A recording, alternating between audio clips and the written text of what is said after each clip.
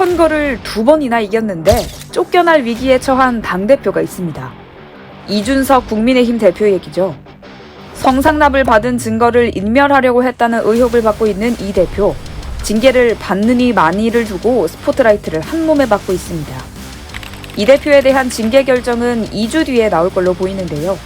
그 사이 국민의힘은 대혼돈의 늪으로 빠지게 됐습니다. 국민의힘은 왜 당대표를 때리는 걸까요? 최근에 국민의힘 내 갈등을 짚어보려면 지난해 12월 대선 경선 때로 거슬러 올라가야 합니다. 이 대표는 윤석열 당시 후보의 최측근들을 윤핵관이라고 꼬집으며 공개 저격을 서슴지 않았는데요. 급기야 윤핵관 문제를 해결하라면서 당무 보이콧에 나서는가 하면 한 달 뒤에 또 지방으로 잠적해버리기까지 했습니다. 당대표로선 정말 이례적인 행보로 평가받았습니다. 당시 갈등은 윤석열 후보가 직접 지방으로 이 대표를 보러 가면서 일단락됐는데 앙금은 남아 있었습니다. 우리는 원팀이다라는 메시지를 내긴 했지만 이미 깨져버린 사이가 다시 붙긴 어렵다는 사실 누구나 알고 있었죠.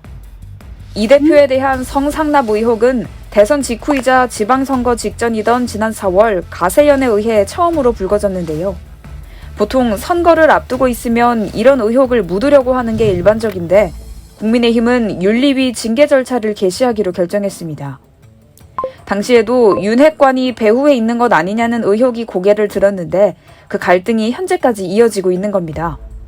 결국 눈의 가시로 보였던 이준석 대표를 이번 기회에 제거하고 가자는 친윤계의 입김이 작용한 게 아니냐는 해석입니다.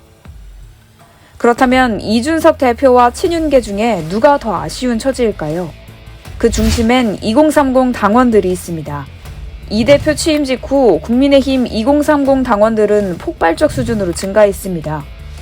이 대표가 실제 징계를 받아 당대표직을 박탈당하게 된다면 이 2030 당심도 대거 이탈할 수 있다는 의미입니다. 가뜩이나 윤석열 정부는 50%의 지지도 못 받고 있는 실정인데 여기에 2030 지지까지 빠지게 되면 더 흔들리겠죠. 물론 당 일각에선 이준석을 버리고 가야 윤석열 정부가 산다는 평가도 나옵니다. 이 대표가 워낙 여성과 남성, 장애인과 비장애인 등을 갈라치기 한다는 비판을 받아왔기 때문에 국정 운영에 도움되는 인물이 아니라는 시각입니다. 뭐가 됐든 지금 국민의힘 분위기는 그야말로 대혼돈 그 자체입니다. 그래서 윤리위가 어느 방향이든 빨리 결정을 내리고 갈등을 잠재워야 한다는 의견이 나왔는데 윤리위는 또 2주 뒤로 결정을 미뤘습니다. 이 대표의 운명을 둘러싼 국민의힘 갈등 상황이 길어지는 게 불가피해진 겁니다. 윤리위에선 5가지를 결정할 수 있습니다. 최고 수준의 징계인 제명부터 탈당 권유, 당원권 정지, 경고, 그리고 제명을 내리지 않는 사실상의 무혐의 처분입니다. 이 대표는 의혹을 전면 부인하면서 경고조차 받을 수 없다는 입장입니다. 현재 경찰에선 관련 혐의를 조사하고 있는데요. 선거에서 압승하고 허니문 기분을 누려도 부족한 시기에 때 아닌 내홍으로 몸살을 겪고 있는 국민의힘, 정말 어떻게 결론이 날지 궁금합니다.